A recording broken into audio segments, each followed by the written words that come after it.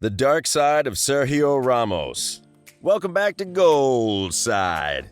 Sergio Ramos, a man whose career is full of fascinating stories, success, leadership, and also the bizarre tendencies to lose his head. The scene is set December 3rd, 2016. The El Clásico that the world has been anticipating for a long time is here. It turns out that Real Madrid have shut down Barcelona. Luis Enrique throws on Iniesta in the second half of the game. Barcelona tries their best to create chances, and they score. Real Madrid's lead cut down to 3 points. A rash foul by Arda Turan in the dying moments of the game means Modric stands over the ball.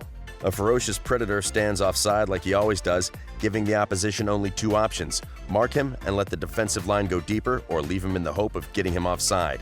The opposition defenders go with the former option. Who is this, you wonder? None other than Sergio Ramos. The Kooky pulls out another late goal to save his side yet again. Well, the world of football recognizes him for his late goals. What the world of football tends to ignore is his dark side, a part of Ramos's life that not many of us realize he has. But if you're curious like me, then stick around with us as we unveil to you the dark side of Sergio Ramos.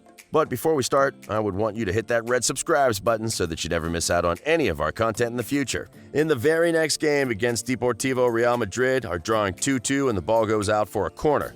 The crowd starts chanting, "Ramos, Ramos, Ramos." And obviously, he had to oblige with another ridiculously late goal, didn't he? But what happens is completely opposite to what the crowd was anticipating.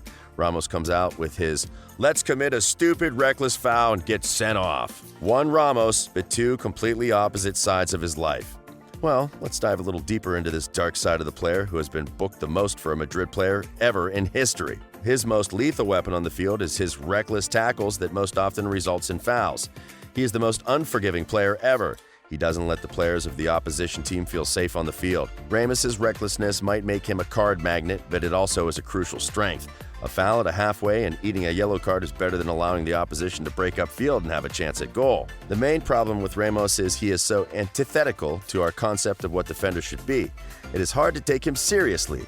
He is different than other defenders. It seems as if the soul of an attacker is put into a defender. Well, one can't explain him in better words, can he? Now let's talk a little about Ramos's fights on the field.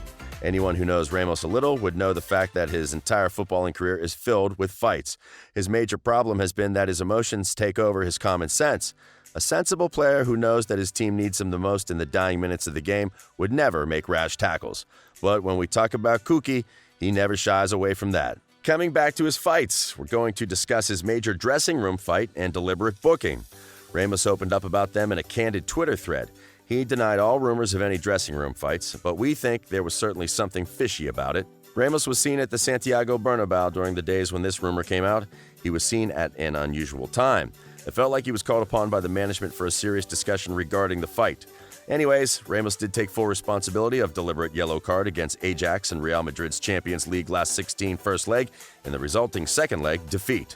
He said, and we quote, "As footballers, we like to do our talking on the pitch, but this season is not turning out that way. Recent events have been disastrous, and I'm not hiding. We are not hiding. We, the players, are primarily responsible, and I, as captain, more than anyone." That's why I thought that the most honest way to answer the questions that are circulating around us would be to tackle them directly. Was the yellow card in Amsterdam an error? Absolutely, it was an error, and I take the blame 200%. He further went on to say, "Did you argue with the president in the dressing room? Dressing room issues are discussed and resolved in the dressing room.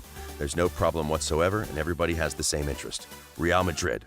Well, all we can say is that Ramos does need to alter his attitude a little. The sparks that we often see in his life can easily turn into a disastrous fire, one that neither him nor anyone else can stop from spreading. He should realize the importance of crucial moments where his team really counts on him. He is the captain of one of the biggest clubs ever, and his responsibility is far more greater than any other player on the team. But maybe he can't change into the person that the world wants to see him. I mean, craziness on the field is what defines him the most. I think I'd like to hear what you guys have to say about Ramos. Comment below and let us know. With that, I'll see you in the next video of Goal Side.